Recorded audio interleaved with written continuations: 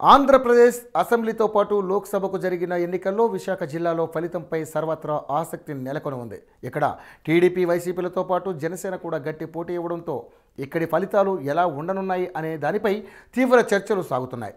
గత ఎన్నికల్లో విశాఖ జిల్లాలో 15 స్థానాల్లో 11 చోట్ల టీడీపీ అభ్యర్థులు విజయం సాధించారు.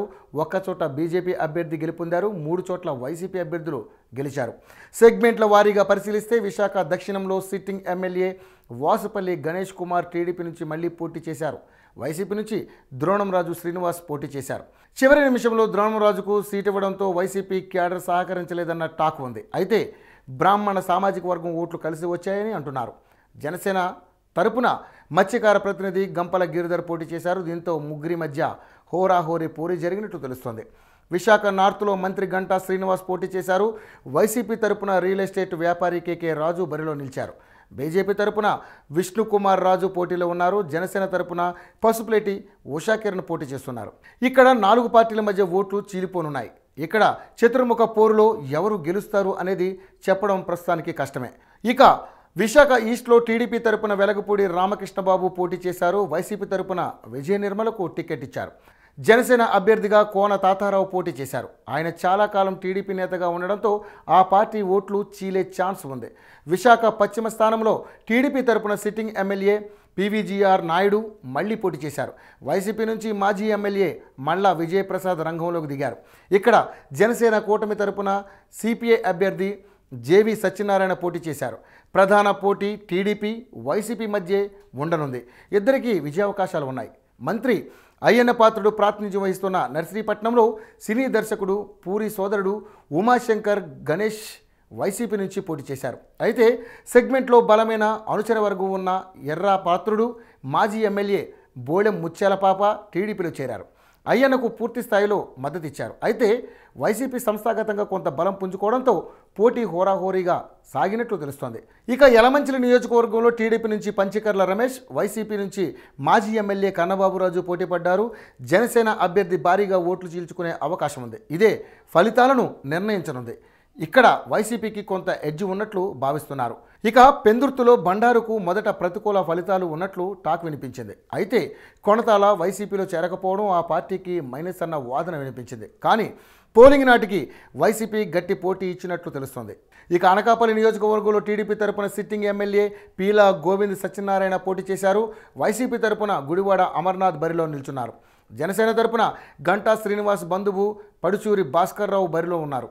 ఈయన చీల్చే ఓట్లో ప్రధాన పార్టీల గెలుపు ఓటములను నిర్ణయించనుంది. ఇక పాయికరావుపేటలో బంగారయ్య అనే కొత్త అభ్యర్థి టీడీపీ నుంచి, మాజీ ఎమ్మెల్యే గొల్లపల్లి బాబురావు వైసీపీ నుంచి పోటీ చేశారు. జనసేన నుంచి నక్కా రాజుబాబు రంగంలో ఉన్నారు.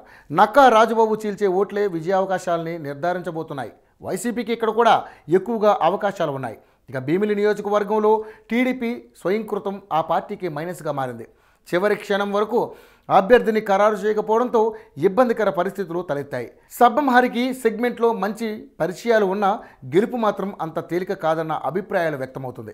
అయితే జనసేన తరపున పోటీ చేస్తున్న పంచకర్ల సందీప్ వైసీపీ ఓట్లను చీలిస్తే టీడీపీకి ఛాన్స్ ఉండవచ్చు. కానీ పోలింగ్ సరళి అవాంతికి అనుకూలంగా ఉన్నట్లు తెలుస్తుంది.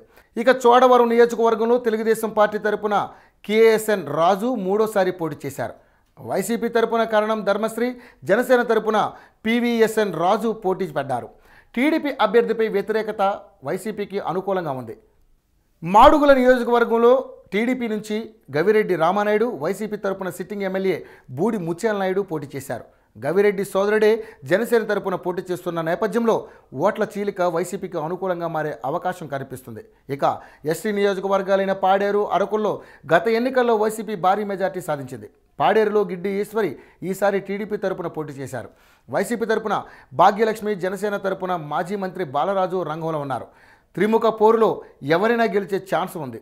అరకులో కిడారి సర్వేశ్వరరావు కుమారుడే టీడీపీ తరపున బరిలో నిలిచారు.